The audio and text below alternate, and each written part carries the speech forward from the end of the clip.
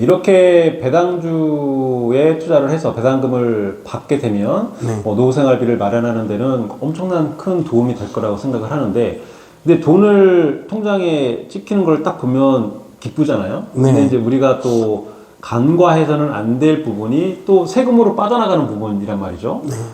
금융소득이 2천만 원이 넘으면 금융소득 종합과세 대상자가 되고, 네. 또 거기다가 건강보험료도 또 많이 올라가게 되는데, 지금 황금별님은 직장생활 하실 때 이 건강보험료하고 네. 지금 현재 배당금으로 3,800만 원 정도 연 이렇게 받았을 때의 건강보험료하고 좀 차이가 많이 있나요? 우려하는 분들이 많은데 그만큼 우려할 만큼 금액이 커지나 아니면은 뭐 일단 관리할 수 있나요? 은퇴를 준비하시는 단계에서 가장 크게 걱정이 되시는 게 뭐 국민연금이나 건강보험 이런 기초적인 기본적으로 우리가 내야 하는 그런 세금들일 것 같아요.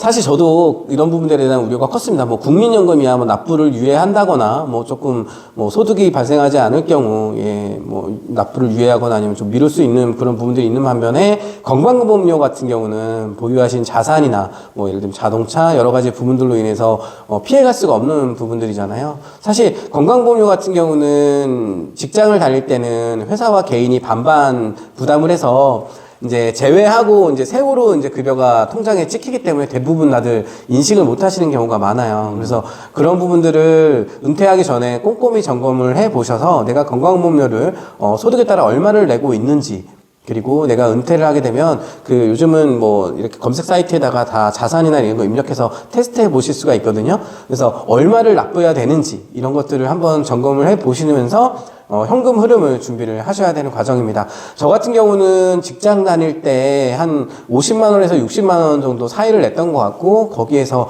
회사와 개인이 이제 반반 부담을 했기 때문에 뭐 30만 원 내외로 건강보험료 30만 원 넘지 않는 건강보험료를 납부했던 것 같고요.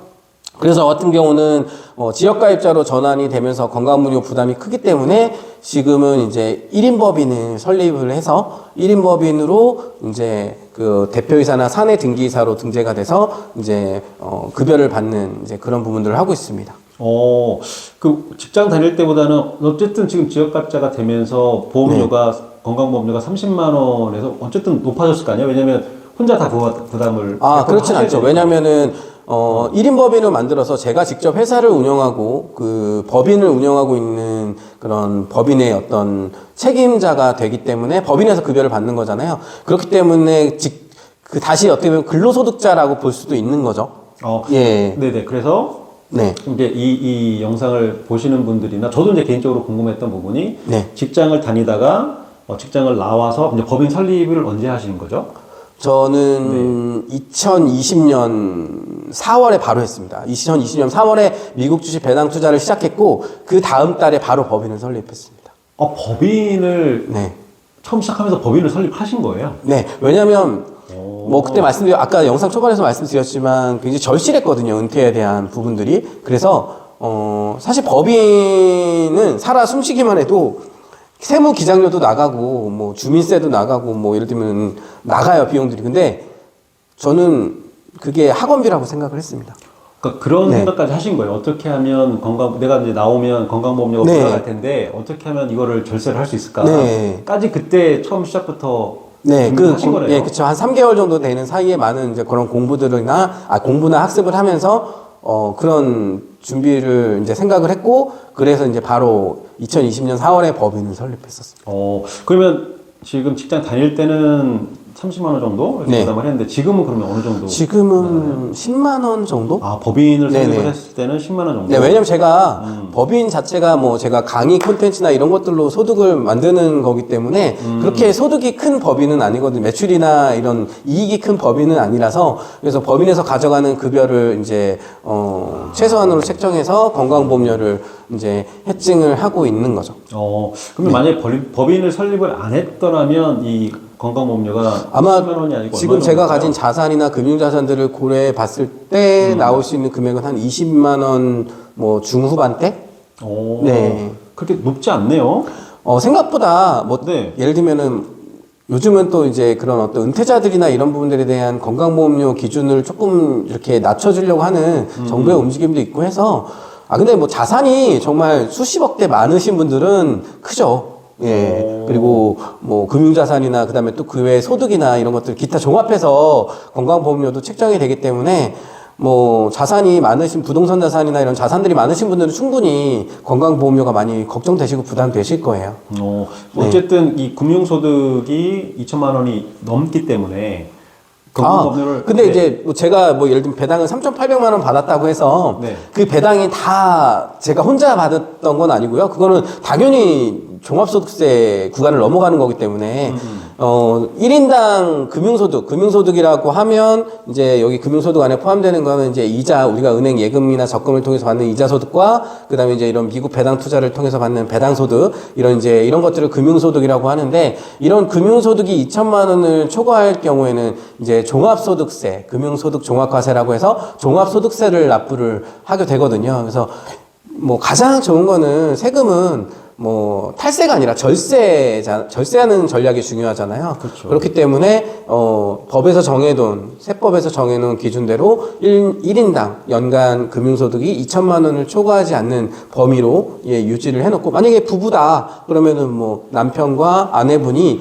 같이 뭐 예를 들면 연간 배당 뭐 1,800에서 1,900만 원 정도 이렇게 받을 수 있도록 정해놓으면 3,800만 원까지는 두 분 다 세금을 종합소득세 구간에 들어가지가 않는 거잖아요. 그렇죠. 네. 금융은 사람별로 다 네, 부과를 인적, 하기 때문에 네. 지금 그러면 아내분하고 같이 이거를 나눠서 가족하고 같이.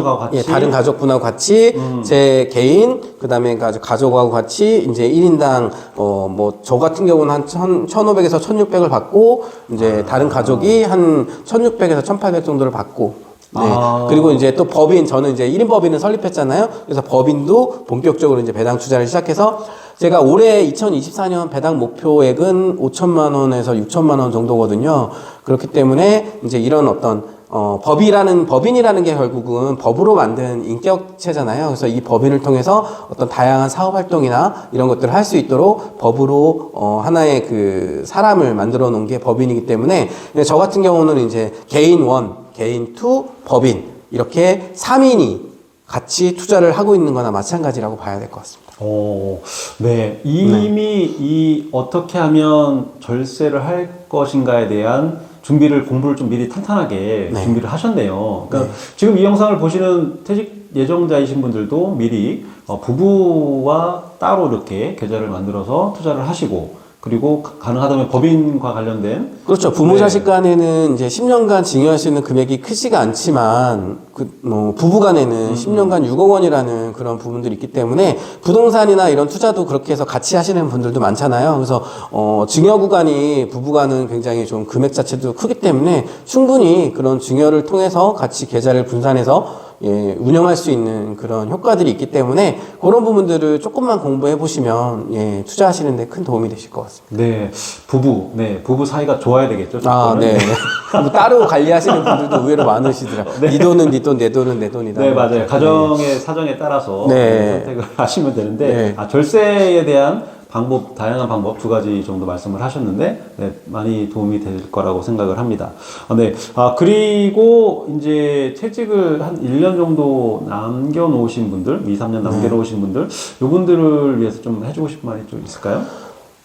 제가 이제 뭐 오프라인 강의나 이런 것들 이렇게 미국 주식 투자뿐 아니라 1인 법인으로 이제 어떻게 보면 셀프 법인을 설립하고, 법인으로 이 치열한 자본주의라는 경쟁 사회에서 살아남기, 자본주의에 당당히 맞서기 위해 법인을 운영하는 그런 운영 노하우나 이런 데 강의를 다니고 있는데, 가장 50대 분들이 후회하시는 것 중에 하나가, 회사 다닐 때 다들 바쁘시고 집에 오시면 너무 피곤하시고 지치시잖아요. 그러다 보니까 미리미리 이제 은퇴에 대한 대비를 못 해 두신 거.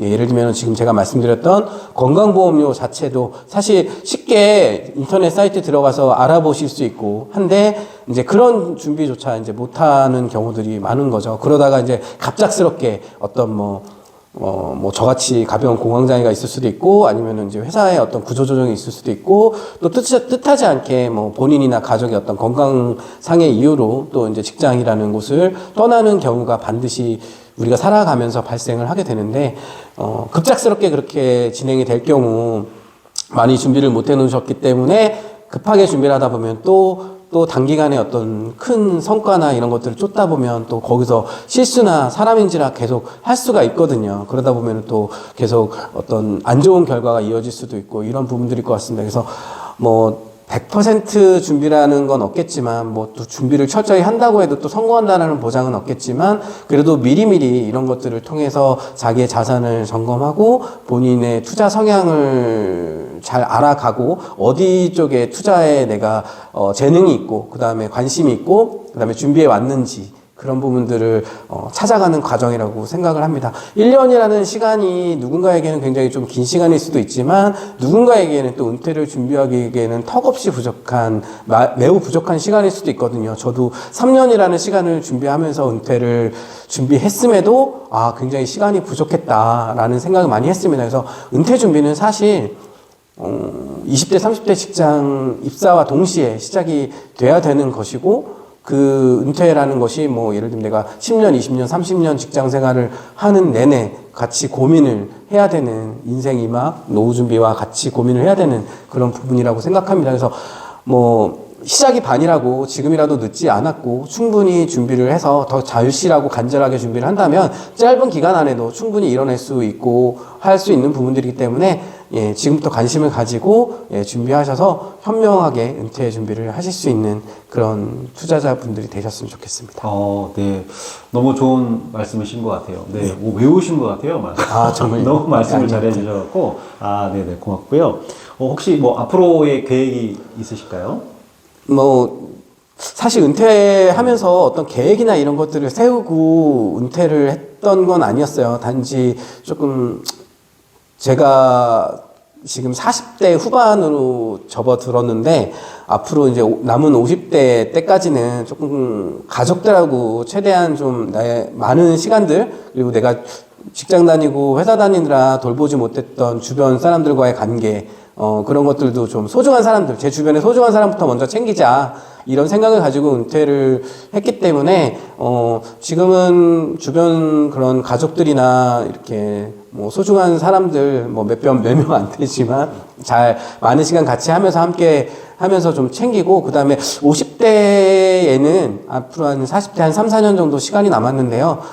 잘 준비해서 50대에는 뭔가 조금 한 번 더, 제 인생에서 마지막으로 가슴을 뛰게 할 수 있는 그런 뭐 거창한 건 아니지만 어떤 콘텐츠가 됐든 사업이 됐든 아니면 뭐 다른 어떤 것이 됐든 조금 그런 걸 준비해서 좀 액티비한 50대를 살아가고 싶다. 뭐 좀 시간도 좀 여유롭게 가지면서 좋아하는 일을 하면서 살아갈 수 있는 그런 50대를 한번 준비해 보고 싶다. 그냥 그런 마음만 가지고 있는데요. 아직 모르겠습니다. 구체적으로 생각해 본 적은 없어가지고. 네네네, 알겠습니다.